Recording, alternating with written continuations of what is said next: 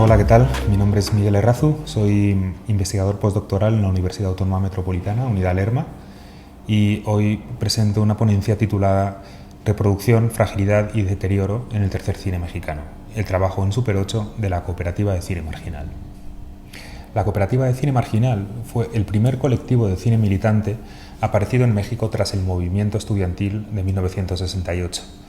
Durante los 18 meses más intensos de su existencia, entre septiembre de 1971 y marzo de 1973, la cooperativa operó como una red nacional e independiente de producción, distribución y exhibición de cine, conformada por cerca de 50 personas, que se insertó en luchas obreras, campesinas y sindicales a lo largo de toda la República. En esta presentación quiero desarrollar algunos aspectos de su práctica en relación con el material fílmico con el que trabajaron, el Super 8. La excepcionalidad de la cooperativa radica en que fue el único colectivo latinoamericano inscrito en las corrientes del cine militante de la época que utilizó este formato. Desde el punto de vista de lo que algunos marxistas de la época hubieran dicho como la materialidad del proceso de producción y del proceso de circulación, la elección del Super 8 fue una aparente insensatez. Como es sabido, el estándar de los cines políticos de la época fue el 16 milímetros, un formato mucho más establecido y robusto, cuya facilidad de copiado y distribución propició la formación de una cinegeografía militante, esto es, una suerte de red de distribución, exhibición y discusión de cine político que alcanzó dimensiones globales durante los largos 60. El Super 8, por el contrario, estaba pensado para un mercado doméstico y limitaba severamente las posibilidades de distribución. La elección de este formato, fundamentada sobre criterios económicos y de accesibilidad a la producción y a la exhibición, fue una decisión consciente y quizá inevitable, pero se situaba a la contra de esta evidencia. Tal y como reconocieron los cooperativistas, esto suponía ni más ni menos que la autoexpulsión de facto de la cooperativa del cauce histórico del cine político latinoamericano. Pero, en segundo lugar, supuso también la pérdida de la gran mayoría del material filmado, consistente en película reversible de copia única que se reutilizaba hasta su destrucción. La elección del Super 8, por tanto, podría considerarse la gran debilidad de la cooperativa de cine marginal, una debilidad no solo material, sino también táctica y, en última instancia, discursiva. Mi propuesta, por el contrario, es leer esta debilidad como solo uno de los factores producidos por un agenciamiento sin duda problemático, pero también extremadamente fértil de las condiciones materiales del cine. Así pues, la materialidad del Super 8 no solo plantearía problemas metodológicos de importantes consecuencias para la práctica, la difusión y la memoria de la cooperativa, sino que también permitiría pensar, contra la rigidez de ciertas formas del trabajo político en el cine militante de la época, otras epistemologías visuales propias de lo que consideraban un cine de los trabajadores. Por razones evidentes, existen grandes dificultades para encontrar fuentes primarias que den cuenta de la experiencia de la cooperativa. Este trabajo se basa en entrevistas personales y sobre todo en el vaciado de los dos archivos conocidos gracias al trabajo de Álvaro Vázquez Mantecón: el fílmico, en la Filmoteca de la UNAM, y el archivo material de Guadalupe Ferrer. El archivo fílmico que he podido consultar se compone de algo menos de 4 horas de material en Super 8 digitalizado.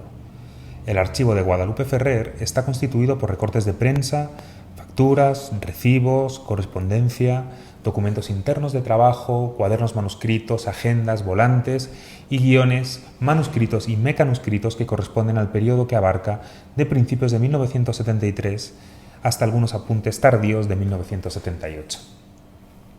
Presentaré una primera ordenación y una primera lectura de estos materiales y, para terminar, un breve estudio de caso de una de las producciones cuyos materiales fílmicos han sobrevivido hasta la actualidad: Basta, una producción de finales de 1972, principios de 1973.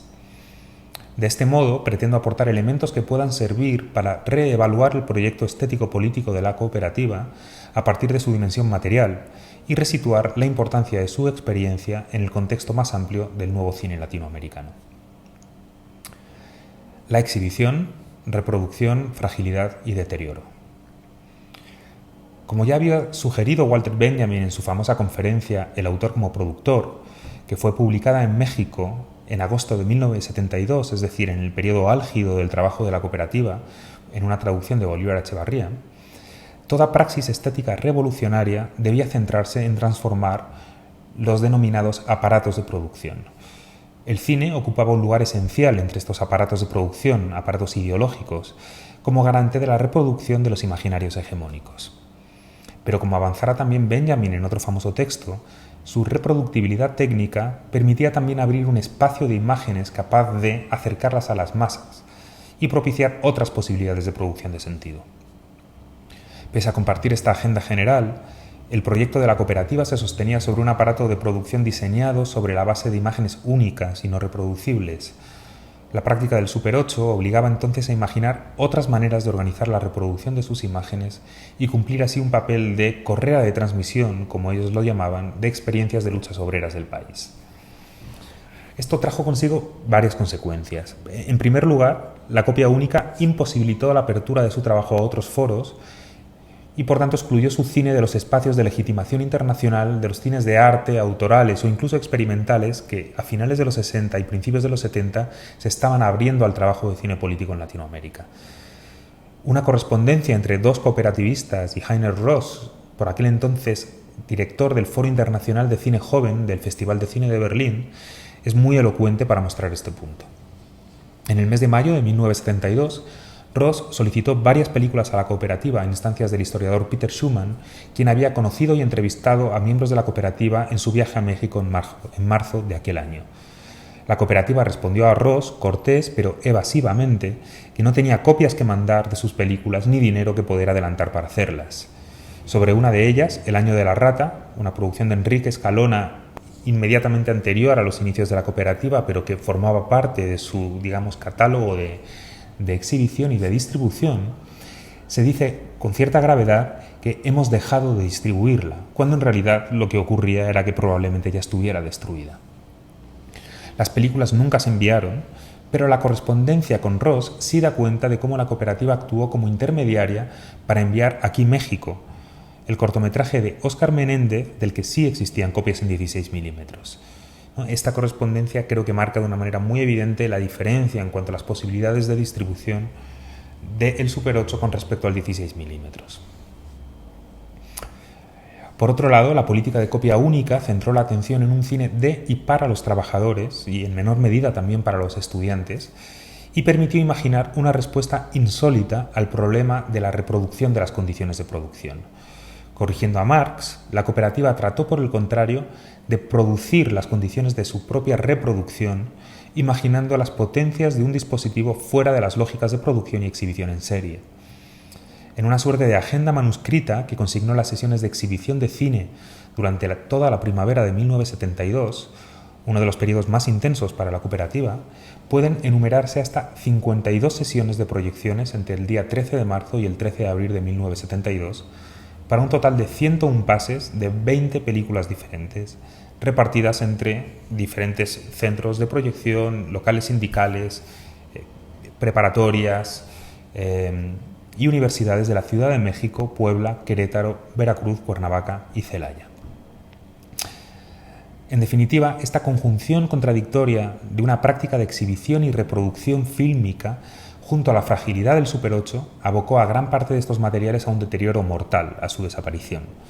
Pero este rasgo de su práctica, estratégicamente suicida desde luego, podría leerse también como una posibilidad casi ejemplar de aquel cine imperfecto defendido por Julio García Espinosa y que tanto influyó a la cooperativa. De hecho, Julio Espinosa había viajado a México y había conocido seguramente a muchos de los integrantes de la cooperativa en el año de 1971. Prácticamente a la vez en el que se estaba sucediendo el segundo concurso de cine independiente en Super 8, donde los cooperativistas se conocieron. Este cine imperfecto debería ser entendido entonces como un campo de producción abierto, incompleto y agonístico que internaliza en su propia forma las tensiones y contradicciones del espacio social. Los materiales fílmicos, constelaciones y cortes. Con la elección del Super 8, los registros fílmicos desbordaron su función de mero bruto para ganar una nueva consistencia discursiva. Los bajos costos de producción facilitaron un trabajo sistemático y continuo de filmación de eventos vinculados a luchas sociales en una cantidad insólita, imposible de alcanzar en 16 milímetros. La cooperativa contaba al menos con 16 cámaras de Super 8, 17 espacios de exhibición con proyectores propios y un mínimo de 3 proyectores que se encontraban en la Ciudad de México, en la oficina comuna de la cooperativa. Entre la primavera de 1971 y marzo de 1973 pueden rastrearse referencias de al menos 60 proyectos de los que se tiene constancia de haber existido registros fílmicos de algún tipo. Tales proyectos, sin embargo, no pueden considerarse películas. El volumen de producción de imágenes y sonidos dificultó la estructuración del trabajo fílmico de la cooperativa a partir de la categoría cerrada de película o de film. En los comienzos de su vinculación con las organizaciones sindicales del STERN y del movimiento sindical ferrocarrilero, entre diciembre y enero de 1972, la cooperativa quiso trabajar a partir de la forma del comunicado, que era una manera de presentar los materiales a caballo entre la película y un dispositivo rápido de contrainformación que había sido heredado del movimiento estudiantil del 68 y de los famosos comunicados del Consejo Nacional de Huelga. Si bien produjo 4 comunicados formalmente cerrados, la continuidad de las luchas, el registro constante de acontecimientos y su expansión espacial desbordaron las posibilidades de estas formas. El trabajo con los huelguistas y campesinos condujo, a medida que se profundizaban las relaciones con ellos, a un cine de correpresentación y reconstrucción participativa y muchas veces ficcional de las luchas, que complejizó el estatuto mismo de la forma del comunicado. Digamos que lo agotó o lo dejó obsoleto. Además, la producción ininterrumpida de metraje filmado en copias únicas provocó una movilidad constante de materiales y de reciclajes internos. Esto se debió no tanto al abandono de proyectos, sino a su carácter de coyuntura, esto es, a la inestabilidad de las asociaciones de imágenes propia de un cine urgente. Los materiales se mostraban bajo diferentes relaciones de montaje y con diferentes títulos a medida que se sucedían los acontecimientos. Por esta razón, más que como películas, propongo pensar los proyectos de la cooperativa como constelaciones de imágenes y sus exhibiciones públicas como cortes en el proceso de trabajo. Pongo aquí 3 ejemplos.